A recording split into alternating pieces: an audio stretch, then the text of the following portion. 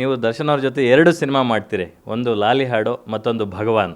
ಲಾಲಿ ಹಾಡು ಸಿನಿಮಾಗೆ ಸ್ಟೇಟ್ ಅವಾರ್ಡ್ ಕೂಡ ಬರುತ್ತೆ. ತುಂಬ ಲವರ್ ಬಾಯ್ ಆಗಿದ್ದರು ಆವಾಗ. ಇನ್ನು ಮಾಸ್ ಆಡಿಯನ್ಸ್ ಅವರಿಗೆ ಆವಾಗ ಟರ್ನ್ ಓವರ್ ಆಗಿರಲಿಲ್ಲ ಆ ಟೈಮಲ್ಲಿ, ನೀವು ಲಾಲಿ ಹಾಡು ಮಾಡಿದ್ದ ಟೈಮಲ್ಲಿ. ಲಾಲಿ ಹಾಡು ಚಿತ್ರದ ನಿರ್ದೇಶಕರು ಎಚ್ ವಾಸು, ಮೊದಲನೇ ಪಿಕ್ಚರು. ಆಗ ಅವ್ರ ಸಂಭಾವನೆ ಬರೀ 5 ಲಕ್ಷ, ದರ್ಶನ್ ಅವರ ಸಂಭಾವನೆ 5 ಲಕ್ಷ. ನಾನು ಆ ಲಾಲಿ ಹಾಡು ಮಾಡಿದಾಗ ಕತೆ ಮಾಡೋದಕ್ಕೆ ಅಜಯ್ ರಾವ್ ಅಂತ ಹೇಳ್ಬಿಟ್ಟು ಅಜಯ್ ಕುಮಾರ್ ಅಂತೇಳಿ ಅವರು ಸ್ಟೋರಿ ರೈಟ್ರು, ಆಮೇಲೆ ವಾಸು ಎಲ್ಲ ಸೇರಿಬಿಟ್ಟು ಕತೆ ಮಾಡಿದ್ರು. ತುಂಬ ಚೆನ್ನಾಗಿತ್ತು ಕತೆ. ಅದಕ್ಕೆ ಮ್ಯೂಸಿಕ್ ಬಂದು ಸಾಧು ಕೋಕಿಲ, ಮ್ಯೂಸಿಕಲಿ ಹಿಟ್ಟು ಪಿಕ್ಚರ್ ಅದು.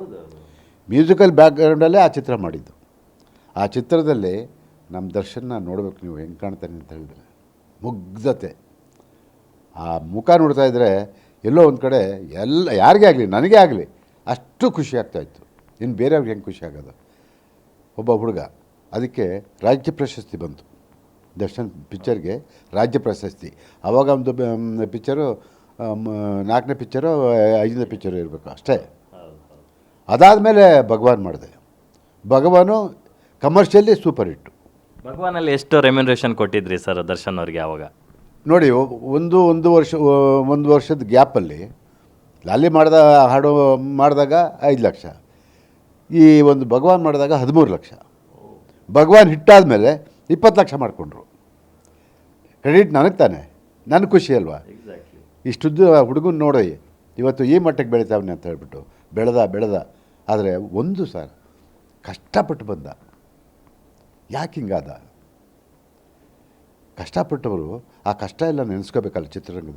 ಚಿತ್ರರಂಗದಲ್ಲಿ ಯಾವತ್ತು ನಾವು ಅಹಂ ತೋರಿಸ್ತೀವೋ ಅಲ್ಲಿ ಬಿದ್ದ ಸರ್. ನಾನು ಅದೇ ಪ್ರಶ್ನೆನೇ ಕೇಳಬೇಕು ಅಂದ್ಕೊಂಡೆ ಸರ್. ಯಾಕಂದರೆ ಸಾಮಾನ್ಯವಾಗಿ ಸೆಲೆಬ್ರಿಟಿಗಳಿಗೆ ನಾನು ಅನ್ನೋ ಒಂದು ಸಣ್ಣ ಈಗೋ ಇದ್ದೇ ಇರುತ್ತೆ, ಅಹಂ ಇದ್ದೇ ಇರುತ್ತೆ. ಆದರೆ ಅದು ಒಳ್ಳೆತನದಲ್ಲಿದ್ದರೆ ತುಂಬ ಒಳ್ಳೆಯದು.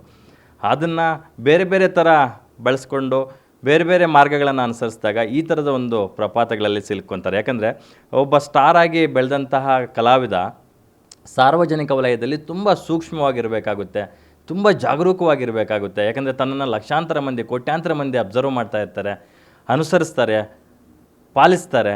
ಹಾಗಾಗಿ ದರ್ಶನ್ ಅವರು ಸಾಕಷ್ಟು ದೊಡ್ಡ ದೊಡ್ಡ ವೇದಿಕೆಗಳಲ್ಲಿ ಪದ ಬಳಕೆಯಲ್ಲಿ ಸಾಕಷ್ಟು ಸಾರಿ ವಿವಾದಗಳನ್ನು ಸೃಷ್ಟಿಸ್ಕೊಂಡಿದ್ದಾರೆ. ಸರ್, ಬೆಳೆದು ಅಂದರೆ ಚಿತ್ರರಂಗದಲ್ಲಿ ನೀನೊಬ್ಬಳೇನ ಬೆಳೆದಿದ್ದು? ನಿನಗಿನ್ನ ಮುಂಚೆ ಯಾರ್ಯಾರು ಬೆಳೆದರು? ರಾಜ್ಕುಮಾರ್, ವಿಷ್ಣುವರ್ಧನ್, ಅವ್ರಿಗಿನ್ನ ಬೆಳೆದ ನೀನು? ಹಾಂ, ಒಬ್ಬ ರಜನಿಕಾಂತ್ಗಿನ್ನ, ಒಬ್ಬ ಅಮಿತಾಬ್ ಬಚ್ಚನ್ಗಿನ್ನ, ಅವರೆಲ್ಲ ನಿನ್ನಂಗೆ ಆಡಿದ್ರ? ನಿನ್ನಂಗೆ ಆಡಿದರೆ ಅವ್ರೇನು ಯಾವ ಹೆಸರು ತಗೋತಿದ್ರು ಹೇಳಿ?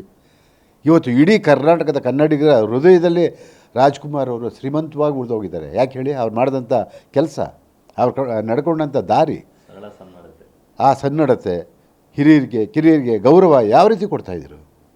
ಅಭಿಮಾನಿಗಳನ್ನ ದೇವರು ಅಂತ ಕರೆದ್ರು. ಇದೆಲ್ಲ ನೀನು ಗೊತ್ತಿಲ್ವಾ? ಗೊತ್ತಿದೆಯಲ್ಲ, ಇದೆಲ್ಲ ಗೊತ್ತಿದೆ. ಇವತ್ತು ಸರ್, ರಜನಿಕಾಂತ್ ಯಾವ ಮಟ್ಟಕ್ಕೆ ಬೆಳೆದ್ರು ಸರ್? ಅವ್ರು ಯಾವತ್ತಾದರೂ ಅಹಂ ತೋರಿಸಿದ್ರ? ಹೌದಾ? ಅಥವಾ ಸುತ್ತಮುತ್ತ ಪಟಾಲಮ್ಗಳಿಗೆ ಇಟ್ಕೊಂಡಿದ್ರ? ನಿನಗೆ ಇವತ್ತಿನ ದಿವಸ ಈ ಪರಿಸ್ಥಿತಿ ಬಂದಿರಬೇಕಾದ್ರೆ ನಿನ್ನ ಪಟಾಲಮ್ಮೆ. ರಾತ್ರಿ ಸೇರ್ತಿರಲ್ಲ, ರಾತ್ರಿ ಸೇರಿದಾಗ ಏನೇನೋ ಆಗುತ್ತಂತೆ. ಹಾಗಾಗಿ ಆ ಪಟಾಲಮ್ ಮಾಡಿರೋದಕ್ಕೆ ಇವತ್ತು ನೀನು ಬಲಿಪಶುವಾಗಿದೆಯಾ. ಯಾವುದೋ ಸಂದರ್ಭದಲ್ಲಿ ಆ ನಿರ್ಧಾರ ತಗೊಂಡ್ಬಿಡೋದು, ಹಿಂಗೆ ಅಂದ್ಬಿಡೋದು. ಬೇಕಾದಷ್ಟು ನಮ್ಮ ಕಣ್ಮುಂದೆ ಬೇಕಾದಷ್ಟು ಇಂಥವು ನಡೆದೋಗಿದೆ.